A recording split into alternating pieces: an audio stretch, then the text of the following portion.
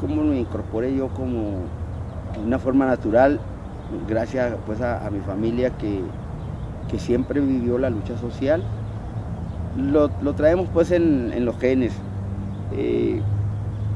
A principios de los 60 pues se vivió una etapa de ascenso revolucionario que venía de fines de los 50, perdón, con la lucha ferrocarrilera, con Demetrio Vallejo, con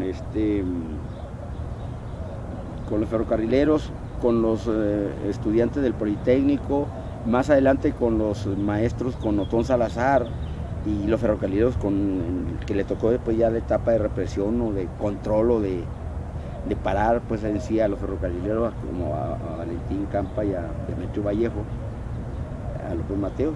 Entonces en los principios de los 60 había un ascenso revolucionario y se da en ese contexto que se vencen en ese periodo, al principio se van a vencer decretos de inafectabilidad ganadera que tenía que ver pues con la lucha agraria, que había que modificaciones que hizo Miguel Alemán para favorecer al empresariado, para favorecer a la clase emergente que venía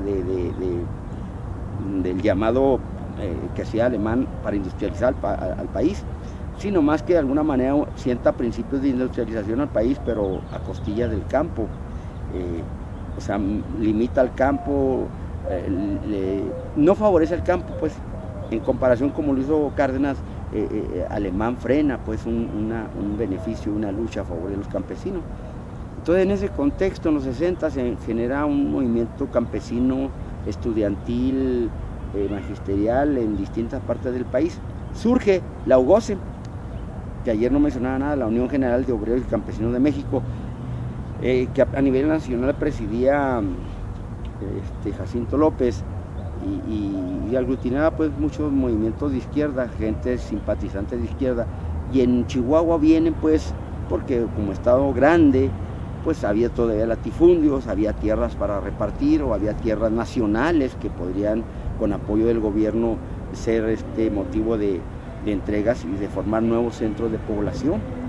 Órale, estamos hablando hace casi 50 años y de tal manera pues que con apoyo del gobierno, ahí donde te cuestionó a López Mateos, pues vamos a abrir pozos, por ejemplo, vamos a apoyar al campesino, vamos a crear centros de población e irle dando justicia al campesino que todavía no se le daba. Todavía llegaron los gobiernos después de Díaz Ordaz y siguieron repartiendo tierras porque todavía había tierra, o había tierras nacionales que podían susceptibles pues de apoyo al campo. Los estudiantes de las normales rurales, en el caso de Chihuahua, Salaices, Flores Magón y la normal del Estado y otros, pues como te lo decía ayer, éramos muy solidarios con todas esas luchas, a mediados de los 60 exactamente. Hay dos encuentros que se dan en ¿cómo se llama? En el proceso pues de esa lucha entre la UGOCE y los líderes campesinos, los líderes estudiantiles o los estudiantes, en ese proceso, en el caminar legal, aunque hubiera tomas de tierras y tomas momentáneas del Departamento de Asuntos Agrarios, pero era un ambiente, una lucha legal, no violenta, etcétera. Cuando llegaban nos sacaban los soldados de los terrenos, de los grandes predios ganaderos, porque ellos fueron los beneficiarios, como ayer lo dijimos, la clase dominante, la élite ganadera, minera, forestal, etcétera. Y claro, después se convierte en bancaria y empresarial. En el transcurso de los 70, 80 van dando el giro en cuestión también empresarial, bancaria, que son las grandes fortunas que hoy tenemos pues ya muy consolidadas, los grandes capitales. Se organizan dos eventos que se llaman Encuentro de la Sierra. Uno se organiza en Madera en diciembre de 1964 y el otro noviembre, diciembre de 1964. El encuentro se llama Encuentro de la Sierra en Madera. Y ahí se llegan líderes campesinos del estado, algunos tal vez de Sonora o de Durango, aglutinados alrededor de la UGOSEM. Aquí el líder que maneja todos esos movimientos fundamentalmente en Chihuahua son los hermanos Raúl Gómez Ramírez y Pablo Gómez Ramírez, y luego los hermanos Rodríguez Ford, que también se incorporan mucho a la lucha como maestros. Pero líderes campesinos están los hermanos Gómez Ramírez, y luego está el líder que viene de Sonora, perdón, de Durango, Álvaro Ríos, que viene de alguna manera comisionado por la UGOSEM de la Dirección Nacional. El chiste es que ellos son los que, como líderes del movimiento agrario. Y en ese encuentro en Madera, pues se dan lineamientos de qué hay que hacer, cómo hay que hacerle pues para rescatar esas tierras, para seguir la lucha, para seguir acrecentando las demandas y los movimientos y el crecimiento pues de esas demandas y de esa masa campesina y luchadora. Ahí en ese momento hay en Madera pues mesas de trabajo, debates, meeting, y todo el mundo está ahí a la expectativa pues de qué se va a hacer.